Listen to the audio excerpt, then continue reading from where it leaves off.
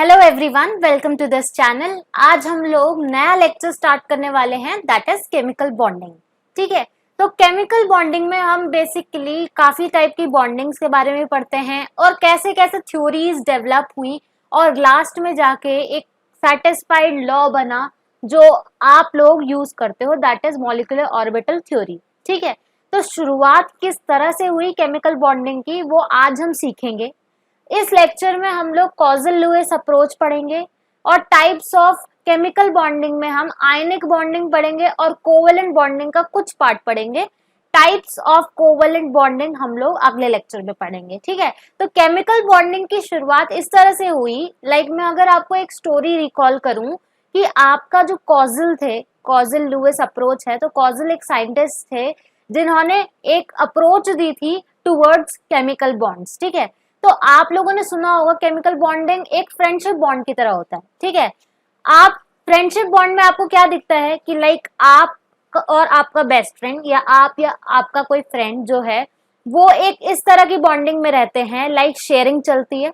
ठीक है, अगर आपने उससे कोई बुक ली है तो उसने आपसे कोई बुक ली हो सकता है, या हो सकता है मनी की लेन देन हो, या हो सकता है आपने उसको कुछ आज खिला दिया तो कल वो कुछ और खिला दे। ठीक है, तो ये फ्रेंडशिप बॉन्ड होता है और बिल्कुल सेम टू सेम आपका केमिकल बॉन्डिंग में होता है। केमिकल बॉन्डिंग में क्या होता है कि आपके जो एलिमेंट्स हैं आपके प्रेजेंट हैं वो कंबाइन होते हैं और वो कुछ ना कुछ शेयर करते हैं टू फॉर्म अ मॉलिक्यूल। ठीक है, वो शेयर क्या करते हैं, वो इलेक्ट्रॉन शेयर करते हैं। तो अभी हम आगे के लेक्चर में पढ़ेंगे कैसे इलेक्ट्रॉन शेयरिंग होती है और किस तरह से अटेन करते हैं। तो सबसे पहले आपके सामने केमिकल बॉन्डिंग की आपके सामने डेफिनेशन मैंने लिखी है। मैंने क्या लिखा है कि अगर एलिमेंट्स कंबाइन होते हैं टू फॉर्म अ मॉलिक्यूल, ठीक है, तो एक फोर्स ऑफ अट्रैक्शन, एक अच्छा खासा अट्रैक्शन बनता है, एक अच्छा खासा बॉन्ड बनता है बिटवीन द टू एटम्स। ठीक है, जो उन दोनों को एक साथ होल्ड करके रखता है। फ्रेंडशिप में भी तो यही होता है कि आपके बीच में कोई ना कोई ऐसा बॉन्ड जरूर होगा जो आपको होल्ड करके रख रहा होगा। ठीक है, अब मान लो आपका जो केमिकल बॉन्ड यानी आपका जो फ्रेंडशिप बॉन्ड है वो इस तरह का है कि आप लोगों ने एक दूसरे से इतना जुड़ाव है, बचपन से दोस्त हो, आपने हर चीज में शेयरिंग की है, आपने हर चीज साथ में देखी है, आपने हर चीज साथ में की है। ठीक है, लेकिन कोई ऐसा आता है जो आपकी केमिकल बॉन्डिंग तोड़ने की कोशिश कर सकता है, हो सकता है एलिमेंट कोई और आ जाए या आपका कोई दूसरा फ्रेंड उस फ्रेंडशिप को तोड़ने आ जाए। तो ये चीज भी हम आगे सीखेंगे। लेकिन केमिकल बॉन्डिंग क्या है, शेयरिंग है, एक फोर्स ऑफ अट्रैक्शन है जो आप दोनों को होल्ड करके रख रही है, यानी दो एटम्स को होल्ड करके रख रही है। इसी फोर्स को हम केमिकल बॉन्ड कहते हैं। ठीक है, आई होप आप लोगों को क्लियर हुआ होगा। अब आगे बढ़ते हैं, आते हैं इलेक्ट्रॉनिक वैलेंसी पे। तो ये कॉजल की अप्रोच थी। बेसिकली था क्या, हमें पता था कि जो ग्रुप जीरो जीरो ग्रुप माना जाता था उस टाइम पे, लेकिन है ये 18th ग्रुप के एलिमेंट्स।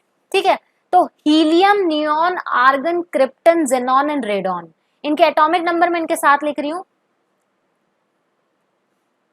2, आपका इसका है 8, नहीं सॉरी 10, 2, 10, 18, क्रिप्टन का है 36, जेनॉन का है 54 और रेडॉन का है 86। ये एटॉमिक नंबर्स हैं इसके। ठीक है, तो बेसिकली इसमें क्या था कि अगर मैं इसकी इलेक्ट्रॉनिक कॉन्फ़िगरेशन लिखूं तो KLM की बात करते हैं।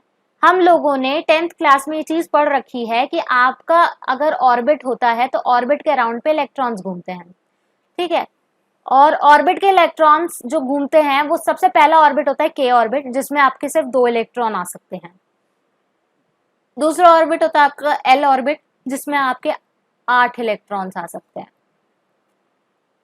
5, 6, 7, 8। ठीक है, M भी ऑर्बिट है जिसमें आपके 8 ही इलेक्ट्रॉन्स आ सकते हैं, 5, 6, 7 एंड 8। ठीक है, आगे बहुत सारे ऑर्बिट्स हैं बट अभी हम KLM की बात करते हैं। ठीक है, तो आपका क्या कहा गया था कि जो इलेक्ट्रॉनिक वैलेंसी है 288 या आपकी KLM 28 या आपकी ये KLM 2। ठीक है, तो आपका बेसिकली ये जो मेरा लिखवाने का मतलब ही आपको ऑक्टेट रूल में समझ आ जाएगा। ऑक्टेट रूल यही था कि लास्ट शेल में valence electron, last shell, outermost shell जो किसी भी एटम का प्रेजेंट होता है उसमें जो इलेक्ट्रॉन्स प्रेजेंट होते हैं उनको हम वैलेंस इलेक्ट्रॉन्स कहते हैं, ये हम सबको पता है। लास्ट शेल में यानी आउटर मोस्ट शेल में जो इलेक्ट्रॉन्स प्रेजेंट होते हैं हम उनको वैलेंस इलेक्ट्रॉन्स कहते हैं और वहीं से हम वैलेंसी निकालते हैं। ठीक है, तो ये तो आपकी अलग बात हो गई। अभी हम बात करते हैं आउटर मोस्ट शेल की। तो आउटर मोस्ट शेल में जितने भी इलेक्ट्रॉन्स हैं दे आर ओके, लेकिन अगर 8 इलेक्ट्रॉन्स हैं या 2 इलेक्ट्रॉन्स हैं तो यानी वो स्टेबल इलेक्ट्रॉनिक कॉन्फ़िगरेशन में है। क्या है? स्टेबल इलेक्ट्रॉनिक कॉन्फ़िगरेशन में है। क्लियर? तो आपके कुछ तो ऐसे एटम्स हैं जो शेयरिंग करके स्टेबल होते हैं। ठीक है, स्टेबल होते कैसे हैं? शेयरिंग करके। कुछ ऐसे होते हैं जो ऑलरेडी स्टेबल होते हैं और वो है हमारे ग्रुप 18 के एलिमेंट्स। ग्रुप 18 के एलिमेंट्स आप देख सकते हो यहाँ पे 2 इलेक्ट्रॉन यानी डुप्लेट, और बाकी सब में अगर मैं चेक करूं तो देखो यहाँ पे आपकी जो इसकी इलेक्ट्रॉनिक कॉन्फ़िगरेशन होगी वो NS2, नियॉन की होगी NS2 सॉरी बेसिकली यहाँ पे इसको इस तरह से लिखते हैं NS2। आपका जो इलेक्ट्रॉनिक कॉन्फ़िगरेशन होती है NS2 NP6 होती है, यानी 8 इलेक्ट्रॉन्स इस तरह से वो होते हैं। ये स्टेबल इलेक्ट्रॉनिक कॉन्फ़िगरेशन का जनरल फॉर्मूला है। तो आपका जो हीलियम है या आपका NS2 ये 2 स्टेबल होते हैं। ठीक है, ऐसा अगर कुछ फॉर्म में आ रहा है तो मतलब वो स्टेबल इलेक्ट्रॉनिक कॉन्फ़िगरेशन है उसमें। तो डुप्लेट लिख देती हूँ यहाँ पे। ठीक है, तो आपका बेसिकली हीलियम 1s2 यानी आपके इसमें 2 इलेक्ट्रॉन्स है, डुप्लेट है, स्टेबल है। इसमें 1s2 2s2 sorry 2s2 2p6, argon का होगा 3s2 3p6, क्रिप्टन का होगा 4s2 4p6, जेनॉन का होगा 5s2 5p6 एंड आपका रेडॉन का होगा 6s2 6p6। क्लियर बच्चों? मैं फिर से बता दूं, इलेक्ट्रॉनिक वैलेंसी में आपका जो आउटर मोस्ट शेल में जितने इलेक्ट्रॉन्स हैं दैट आर वैलेंस इलेक्ट्रॉन्स। हम वैलेंस इलेक्ट्रॉन्स आपके वो स्टेबल होंगे, आपकी वो इलेक्ट्रॉनिक कॉन्फ़िगरेशन स्टेबल होगी जिसमें लास्ट शेल में 8 या 2 इलेक्ट्रॉन्स हों। ठीक है, 2 यानी 2 सिर्फ के शेल में होने चाहिए और बाकियों में नहीं, और m तक शेल में आपके 8 इलेक्ट्रॉन्स होने चाहिए that are stable electronic configuration. कुछ तो आपके एटम्स होते हैं जो शेयरिंग करके स्टेबल इलेक्ट्रॉनिक कॉन्फ़िगरेशन करते हैं, जो कि हम आगे अभी डिस्कस करने वाले हैं, और कुछ होते हैं जो ऑलरेडी आपके वो स्टेबल कॉन्फ़िगरेशन के साथ ही पैदा होते हैं। ठीक है, तो आपके वो कौन है? ग्रुप 18 के elements, helium, neon, argon, krypton, xenon, radon. ये मोस्ट नॉन रिएक्टिव गैसेस होती हैं, रिएक्शन ही नहीं करना चाहती हैं ये। क्यों? इनर्ट गैसेस भी कहते हैं, इनर्ट गैसेस भी कहते हैं इन्हें। ठीक है, इनके पास ऑलरेडी कमी है ही नहीं, सारी चीजें, इनको स्टेबिलिटी मिली हुई है लाइफ में, इन्हें सारी सक्सेस मिली हुई है लाइफ में, ना ही इन्हें शेयर करने की जरूरत है, ना ही किसी को देने की, ना ही लेने की जरूरत है। तो इनके लाइफ में स्टेबिलिटी बनी हुई है, सब कुछ है। ठीक है, इनको शेयरिंग की जरूरत ही नहीं है स्टेबिलिटी के लिए। लेकिन हमारे most of the periodic table में जितने भी एलिमेंट्स हैं वो आपके क्या हैं? स्टेबल नहीं है। तो वो कैसे स्टेबल होते हैं? किसी के साथ शेयरिंग करके, किसी के साथ बॉन्ड बना के। तो ये आइडल हैं जो ऑलरेडी नेचर में स्टेबिलिटी पाके बैठे होते हैं, इनको याद कर लेना। अब आगे बढ़ते हैं। आगे बढ़ने से पहले यहाँ पे हम लोग एटम्स कैन अचीव स्टेबिलिटी। अब देखो, ये तो आपके जो ऊपर नोबल गैसेस आपने पढ़ी हैं ये तो ऑलरेडी स्टेबल हैं, इनको किसी की जरूरत नहीं। लेकिन जिनको जरूरत है वो कैसे स्टेबिलिटी पा सकते हैं? वो स्टेबिलिटी पा सकते हैं बाय लूजिंग इलेक्ट्रॉन। पहला, या तो वो लूज करके इलेक्ट्रॉन को, देखो अगर हो सकता है किसी के पास आपके 19 इलेक्ट्रॉन्स हो, या मान लो आपके 7 कह सकते हैं 2 एंड 8 एंड 1। ठीक है, तो अगर आपकी ऐसी कुछ कन्फिगरेशन यानी 9, ये फ्लोरीन है। ठीक है, तो अगर ये एक ये लूज कर दे तो ये स्टेबल हो सकता है, राइट? तो ये आपका ऐसे लूज कर देगा। गेनिंग इलेक्ट्रॉन में हो सकता है कुछ ऐसा हो, इसको 1 मिल जाए तो ये स्टेबिलिटी मिल जाए। ठीक है, क्योंकि 8 हो जाएंगे ना यहाँ पे, तो ये एक और स्टेप या गेन कर ले इलेक्ट्रॉन। लेकिन कुछ ऐसे भी होते हैं जो कार्बन कैटेगरीज में आते हैं, लाइक आपका कार्बन ही हो गया। ठीक है, कार्बन ना ही लूज करता है ना ही गेन इलेक्ट्रॉन करता है, तो वो शेयर करता है इलेक्ट्रॉन्स को शेयर करता है। ठीक है, ना ही उसमें गेनिंग टेंडेंसी होती है ना ही उसमें लूजिंग टेंडेंसी होती है। तो वो कार्बन के केसेस में होता है जहां वो शेयरिंग करता है।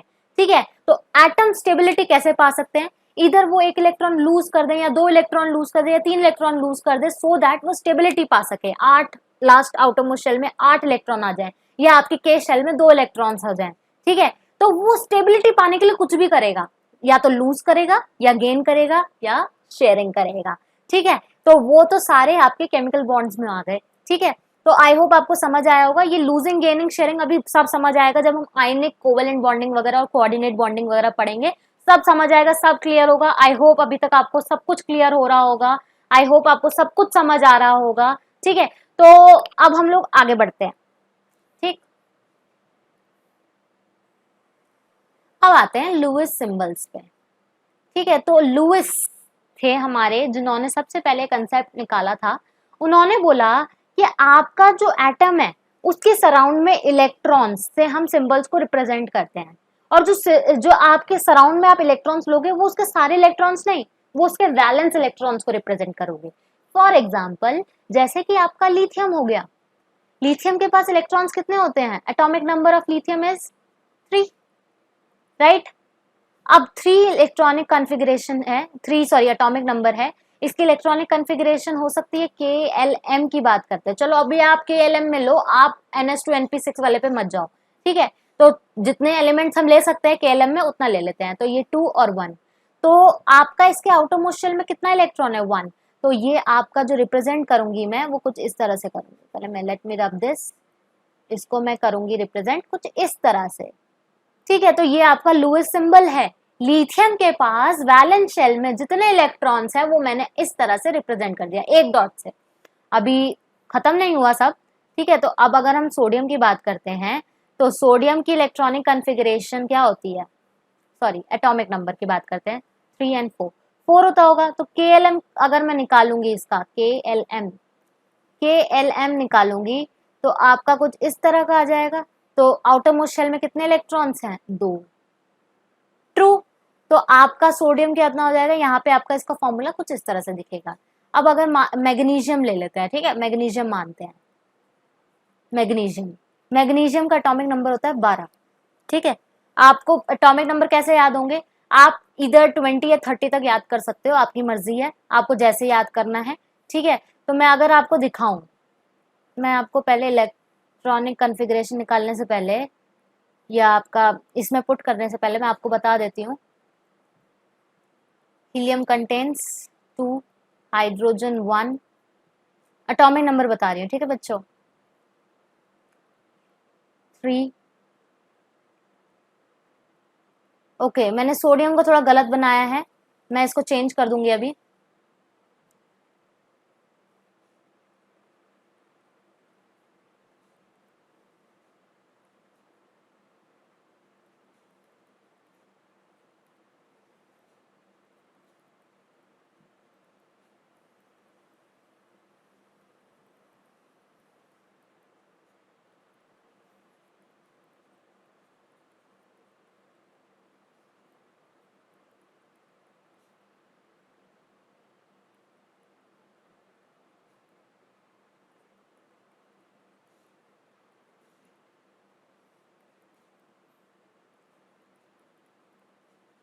ठीक है, मैं 18 तक लिख रही हूँ अभी, राइट।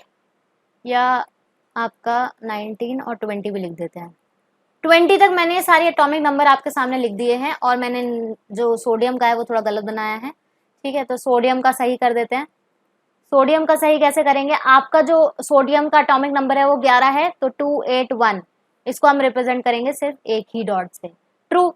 आपका मैग्नीशियम का कितना है? 12, ठीक है। तो ये क्या हो जाएगा? 282, यानी यहाँ पे 2 डॉट से रिप्रेजेंट कर देंगे।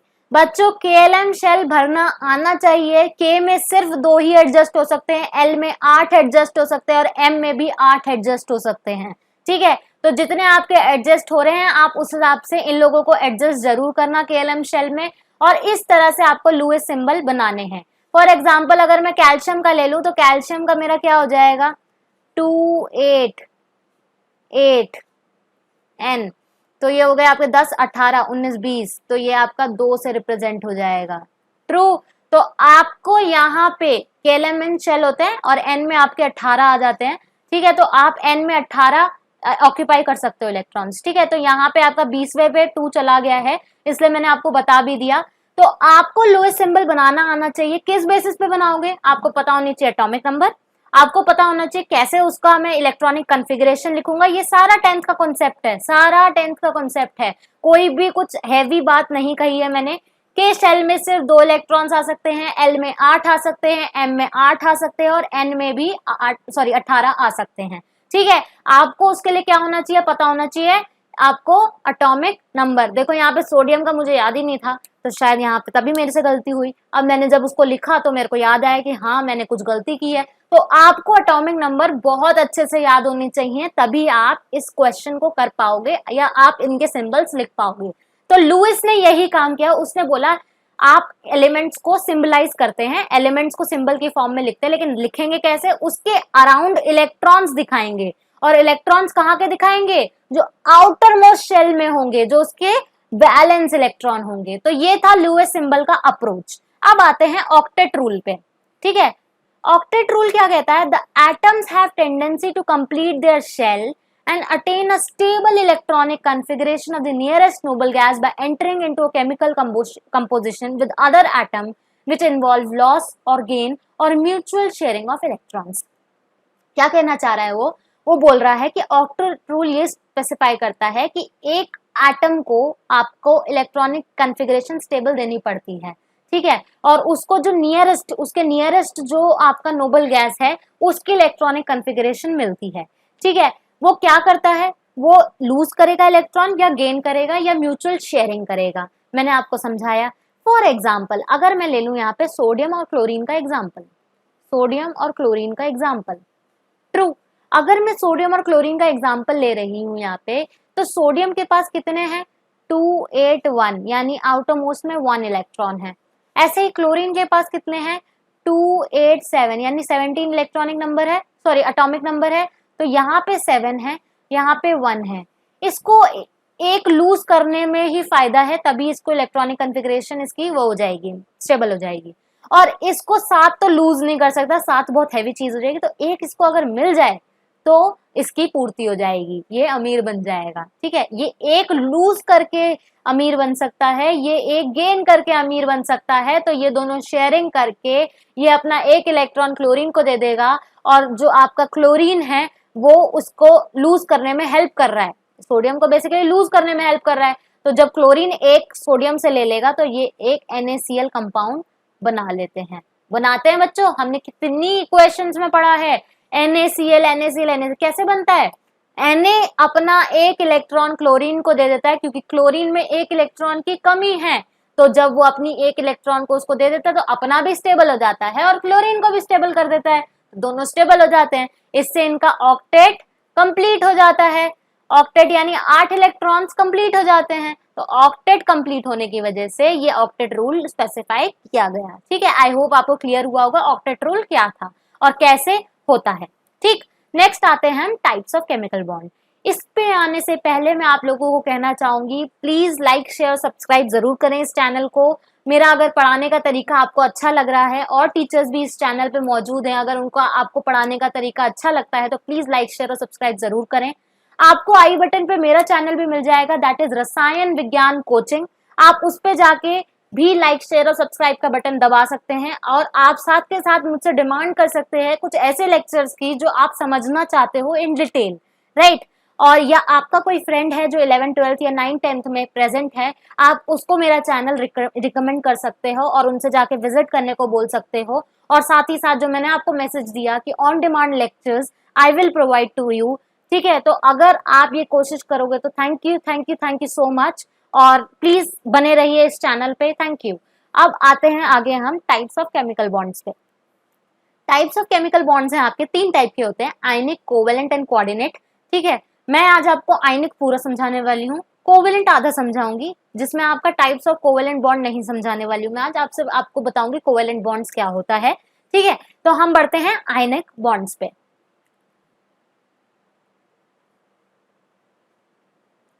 आगे बढ़ते हैं हम लोग आयनिक बॉन्ड की तरफ, ठीक है। तो आयनिक बॉन्ड आखिर हमारा क्या है, क्या कैसे करते हैं ये बॉन्डिंग? तो आयनिक बॉन्डिंग में बेसिकली चार्ज ट्रांसफर, लाइक आपका ट्रांसफर हो रहे हैं इलेक्ट्रॉन्स। एक लूज कर रहा है, दूसरा गेन कर रहा है, या एक गेन कर रहा है, दूसरा लूज कर रहा है। ठीक है, तो मैंने फॉर एग्जाम्पल आपका NaCl ही लिया। ठीक है, तो मैं यहाँ पे आपका लुईस डॉट स्ट्रक्चर बनाऊंगी दोनों का, लुईस डॉट स्ट्रक्चर बनाऊंगी दोनों का। ठीक है, तो मान लो जो सोडियम के पास होते हैं 281 होते हैं इलेक्ट्रॉन्स, यानी आउटर मोस्ट शेल में 1 है, तो मैं यहाँ 1 से रिप्रेजेंट कर दूंगी। क्लोरीन के पास मैंने बताया 2, 8 एंड 7, 17 एटॉमिक नंबर होता है, तो 7 इलेक्ट्रॉन्स होते हैं आउटर मोस्ट शेल में। रिप्रेजेंट करो क्रॉस से, 1 2 3 4 5 6, और मैं इसको ना यहाँ पे इस क्रॉस को हटा देती हूँ, ये यहाँ एक ही रखते हैं, और यहाँ 7 इलेक्ट्रॉन्स है, 1 2 3 4 5 6 7, ये इलेक्ट्रॉन्स की रिप्रेजेंटेशन और कुछ नहीं है। ठीक है, ज्यादा घबराना मत। ऐसे ही आपका सोडियम हो गया।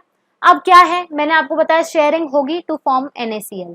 NaCl बनने के लिए आपका क्या होगा, आपका क्लोरीन एक इलेक्ट्रॉन गेन करना चाहता है to become stable electronic configuration, और आपका ये सोडियम लूज करना चाहता है जिससे आप वो इलेक्ट्रॉनिक कन्फिग्रेशन वो कर ले, तो वो क्या करेगा, सोडियम से अपना इलेक्ट्रॉन मांग लेगा। मांग लिया बच्चों? ठीक है, तो ये क्या हो गया आपका, यहाँ पे NaCl का स्ट्रक्चर बन जाता है, और बॉन्डिंग होती है, अच्छी खासी बॉन्डिंग होती है। आपका ये पूरा इस तरह से जाएगा, और मैं ये ना बनाना चाहूँ तो ना भी बना सकती हूँ, क्योंकि सिर्फ आपके जो सोडियम है उसने ही काम किया है, सोडियम ने अपना इलेक्ट्रॉन दे दिया है, तो इससे ये NaCl बन गया। ठीक है, तो लुईस डॉट स्ट्रक्चर से आप आयनिक बॉन्ड को रिप्रेजेंट कर सकते हो, कैसे लूजिंग और गेनिंग ऑफ इलेक्ट्रॉन्स दिख रही है। अब एक एग्जांपल और लेते हैं हम लोग, यहाँ ले लेती हूँ मैं।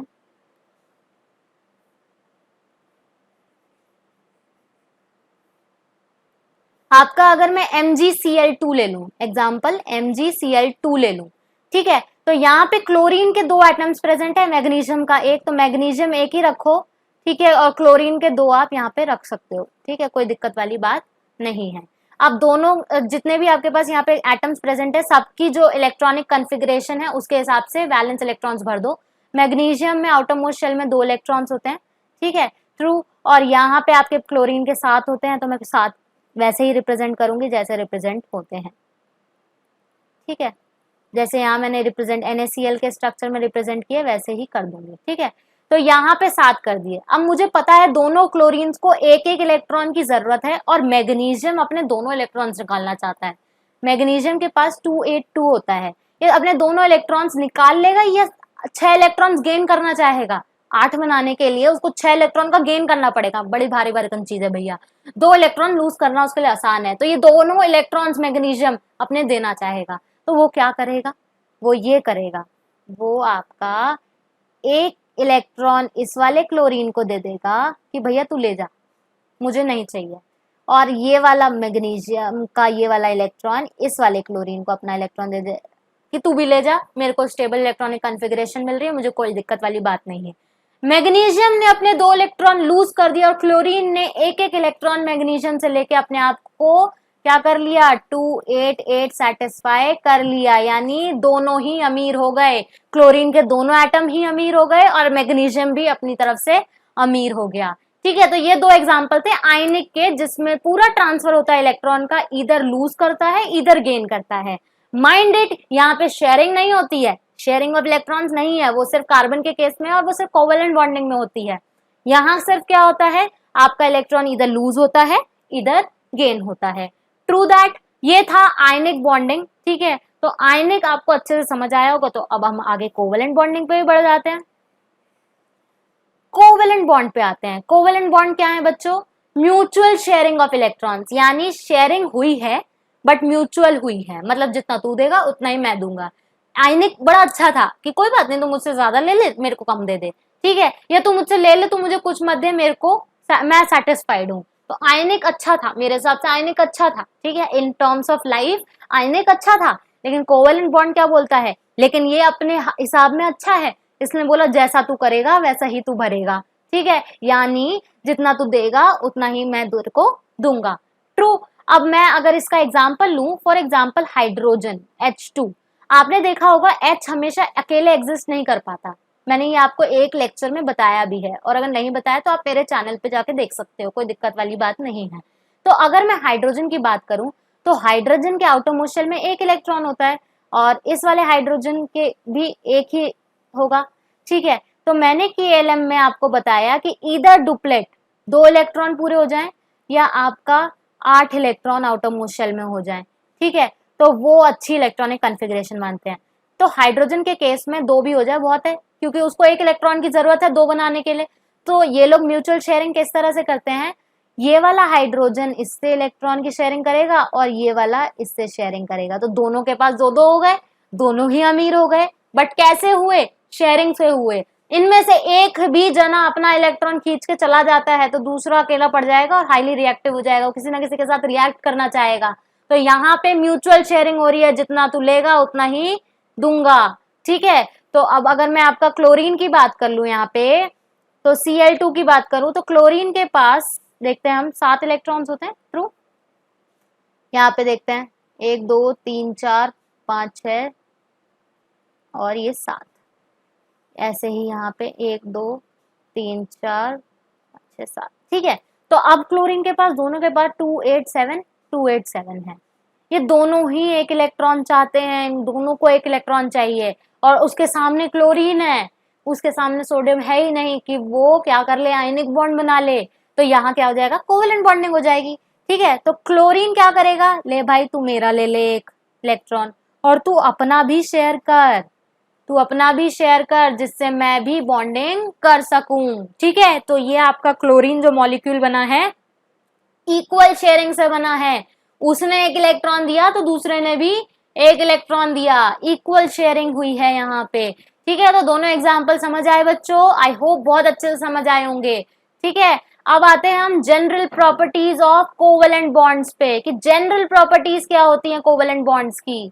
पहला तो है आपका formed by sharing of electrons and are non polar in nature. एक तो ये शेयरिंग से बनते हैं और दूसरा ये नॉन पोलर होते हैं, यानी इसमें पॉजिटिव या नेगेटिव चार्ज नहीं होता, जबकि आयनिक में होता है, ठीक है। तो मैं जनरल प्रॉपर्टीज बता रही तो आयनिक से भी कोरिलेट करती रहूंगी, ठीक है। आपके जो बेसिकली एक सेकेंड, तो क्या होता है बच्चों, ये शेयरिंग ऑफ इलेक्ट्रॉन से बनते हैं और नॉन पोलर होते हैं नेचर में, यानी पोलैरिटी यानी पॉजिटिव नेगेटिव चार्ज प्रेजेंट नहीं होता, जबकि आयनिक में ये पोलर होते हैं क्योंकि वहां पॉजिटिव नेगेटिव चार्ज एक्सप्लेन्ड है, ठीक है। वहां एक को चाहिए एक को नहीं चाहिए, जिसको नहीं चाहिए, जैसे आपका सोडियम पॉजिटिव चार्ज का होता है और क्लोरीन नेगेटिव चार्ज का होता है, तो आयनिक में ये पोलर होते हैं और आपका जो कोवेलेंट होता है वो क्या होता है, नॉन पोलर, कोई चार्जेस प्रेजेंट नहीं होते क्योंकि म्यूचुअल शेयरिंग है।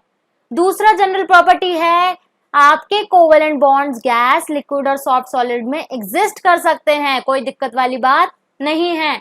आपका इनका लो मेल्टिंग बॉइलिंग पॉइंट होता है, कोवेलेंट बॉन्ड्स का मेल्टिंग बॉइलिंग पॉइंट लो होता है, जबकि आपका जो आयनिक बॉन्ड होते हैं उनका high melting point boiling point होता है। ये इनसॉल्युबल होते हैं वाटर में और सॉल्युबल होते हैं पोलर सॉल्वेंट्स में। पोलर सॉल्वेंट यानी बेंजीन हो गया पोलर सॉल्वेंट आपका, ठीक है। तो वाटर में ये क्या होते हैं, मिक्स नहीं होते हैं, सॉल्युबल नहीं होते हैं, लेकिन पोलर सॉल्वेंट में ये सॉल्युबल होते हैं। ये इलेक्ट्रिसिटी कंडक्ट नहीं करते, जबकि आयनिक जो होते हैं चार्जेस उनमें होते हैं प्रेजेंट, इसलिए वो आपके इलेक्ट्रिसिटी कंडक्ट करते हैं, बट आपके कोवेलेंट बॉन्ड इलेक्ट्रिसिटी को कंडक्ट नहीं करते। Last but not the least, ये रिजिड है और डायरेक्शनल है, ये बहुत ठोस हैं और डायरेक्शनल है नेचर इनका, जो डायरेक्शन, ये डायरेक्शन प्रोवाइड कर सकते हैं, बट आयनिक नॉन डायरेक्शनल होते हैं, वो डायरेक्शन प्रोवाइड नहीं करते हैं, ठीक है। तो these are the general properties of covalent bond, जिसमें मैंने आपको आयनिक बॉन्ड के बारे में बता दिया। जनरली उल्टा ही होता है आयनिक बॉन्ड आपका, ठीक है। तो आई होप आपको क्लियरली समझ आया होगा मैं क्या आपको देना चाह रही, क्या आपको बताना चाह रही हूँ, ठीक है।